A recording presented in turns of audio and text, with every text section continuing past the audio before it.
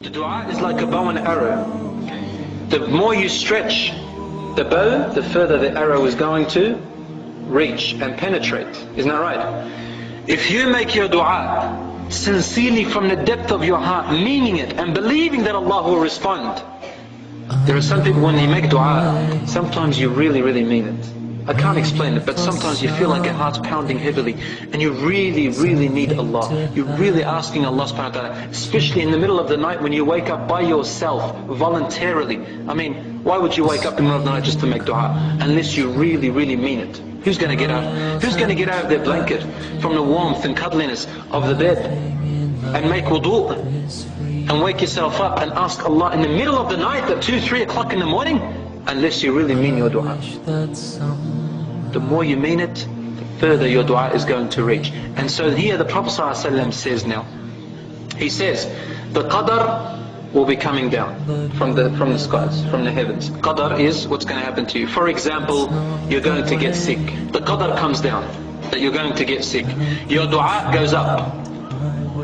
It's in the hadith of the Prophet ﷺ. Your dua goes up. And it meets the qadar halfway between the heavens and the earth. If the dua is stronger than the qadar, it fights it off. And there is no qadar, bad qadar there. If the dua is equal with the qadar, then the Prophet ﷺ says, يَتَصَارَعَانِ إِلَى يَوْمِ الْقِيَامَةِ. They will wrestle until the last hour. And the qadar will not come to you, nor will the dua fight it away. And if the dua is weak, the qadar will reach you, but weaker than it was before. So if you are going to be afflicted with a bad illness, it will rather be halved and you'll get a simple sickness, such as a flu, for example, instead of a major virus, instead of cancer, for example. This is why the Prophet ﷺ used to say in the dua, Allahumma hdina fi man hadayt, wa afina fi man afayt, wa tawallana fi man tawallayt, wa barik lana fi man a'tayt, wasrif waqina wasrif anna sharra ma qadayt. He says, oh Allah, guide us to the right path, and so on, until he reaches the point where he says, and prevent the bad things of which you have preordained upon us. So the dua has to be against the preordainment of Allah subhanahu wa ta'ala. These are one of the ways that harm is prevented from you by Allah subhanahu wa ta'ala. Sorry, this is the only way that the qadar is returned. There is of course one more way which I forgot to tell you, and it's similar to the dua, and that is the sadaqah. As-sadaqah taqi masari as-su'. When you give sadaqah, it also prevents bad misfits from happening. So there's a second one as well. Brothers and sisters in Islam, when a person makes dua, you're not allowed to make partners with Allah subhanahu wa ta'ala in your dua. Some Muslims, they think that they are making dua properly, but they are in fact making shirk in their dua, and this is one of the reasons why your dua is not accepted. For example, some people in their dua, they call upon Prophet Muhammad sallallahu alaihi wasallam. How? They say, oh Allah, I ask you through your messenger Muhammad sallallahu alaihi wasallam. Or they say, oh Muhammad sallallahu alaihi wasallam, oh Muhammad, in your love I ask Allah. Oh Muhammad, through your love ask Allah for me. This is all called intercession. The Prophet sallallahu alaihi wasallam has died, sallallahu alaihi wasallam, and he cannot benefit anymore. This is haram. This is haram intercession. If the Prophet ﷺ was alive, yes, you can ask him to make dua for you and it is alright. But the Prophet ﷺ can no longer benefit.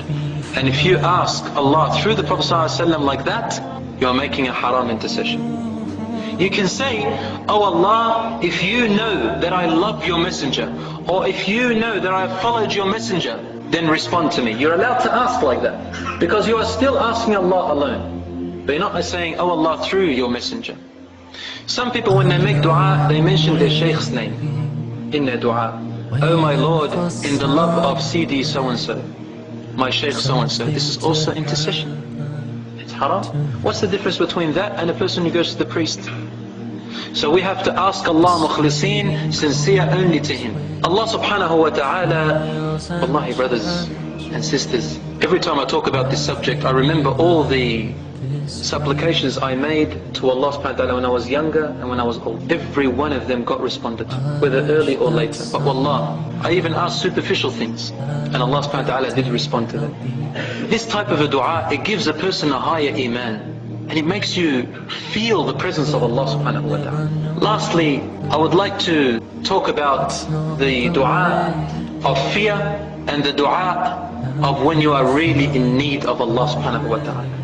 Allah responds to you, especially when you are in need. And I've mentioned here 6 or 7 ways or 7 times that Allah subhanahu wa ta'ala responds to your dua and it will never be rejected. Number 1, immediately after the salat al-fard, immediately after the compulsory prayers, Allah subhanahu wa ta'ala responds to the dua. The only difference is that the Prophet ﷺ did not lift his arms up after the fard salah, but he used to make dua after the prayers. The fard salah, Allah responds. Number 2, in the last third of the night, في الثلث الأخير من الليل, the last third of the night before Fajr, Allah responds. In the hadith it says Allah descends to the first sky and He calls out specially, who is there asking me so I may respond to him? Who is there supplicating to me so I may respond to his call? Number 3, the dua of the oppressed. If you are oppressed by someone, mazloom, then the dua al-mazloom, the dua of the oppressed, is accepted. Someone wronged you and they did a dua against you. Someone wronged you and you did it. If you wronged someone and they did a dua against you, you're in big trouble. There is an hour during a Friday in which the dua is also accepted.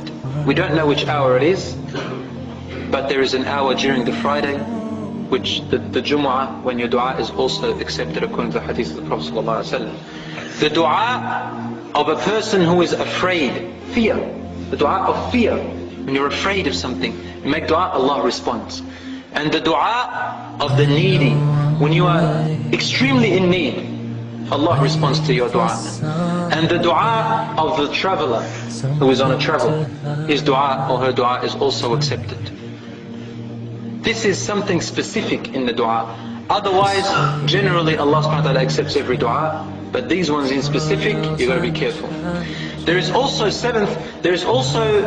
a time, an hour during the day where Allah subhanahu wa ta'ala also responds to your dua. We don't know which one that is. It's according to the Prophet ﷺ's hadith where he says, do not make dua against yourself in bad, nor make a dua against your money, nor make a dua against your family or your children, lest you may fall into a time in the day where Allah is responding to the du'as and He will respond to that dua. There is a story about a mother. She made a dua against her son because he gave her a hard time. Especially the mothers. Especially the Arab mothers, because they make a lot of dua against their children. And I come from an Arabic background.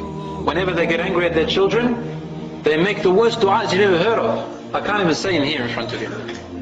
They don't mean it, but they say it. For example, may Allah curse you. May Allah open the ground and swallow you. Things like that. May Allah split you into pieces. This particular mother got so angry at her son that she said to him, I ask Allah that a car runs you over and a man comes in the door, knocks on the door and holds you in his arms with all your bones broken. Yes, I heard of this story. And wallah, exactly that happened. A man knocked on her door, your son got run over.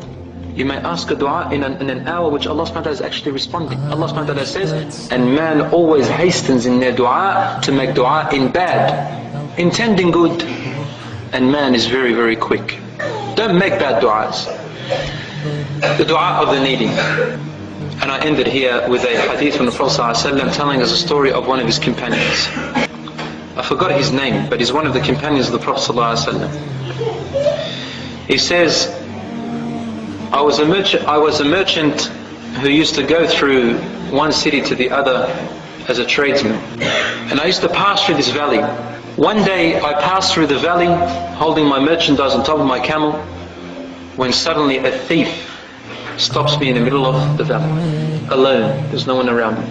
He puts the sword to my neck and he says, I am going to kill you and take your merchandise. The companion said to him, please take everything, but spare my life. And the thief said to him, no, I'm going to take your merchandise and I'm going to kill you.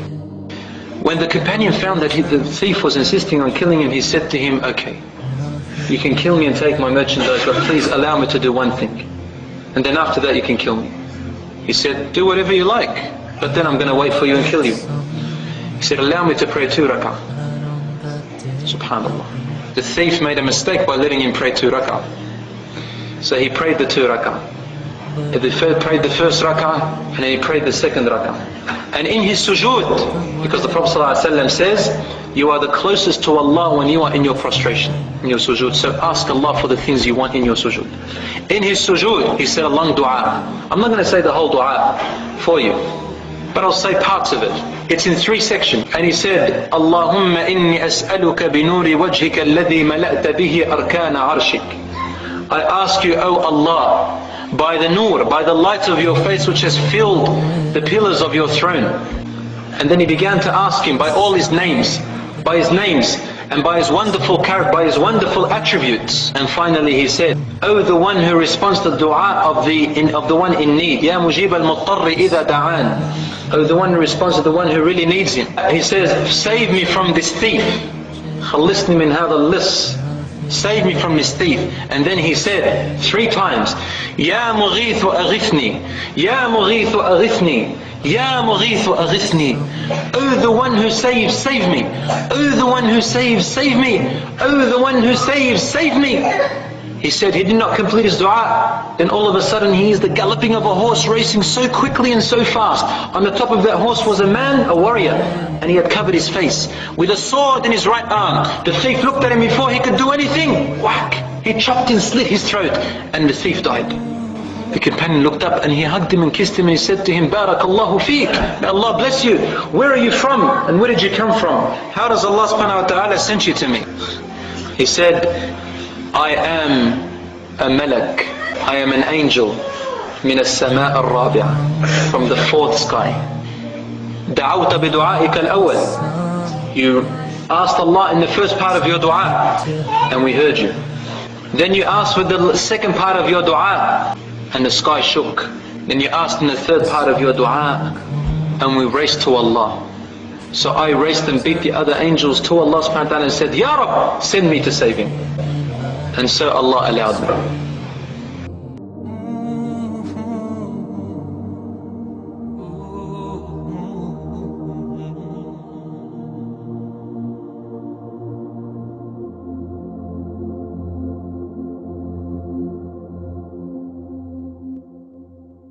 I know I'm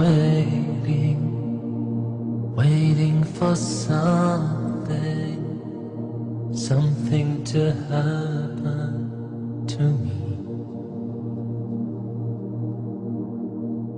But this waiting comes with trials and challenges. Nothing in life is free. I wish that somehow that on that day I'll be okay, but we'll never know, 'cause that's not the way it works.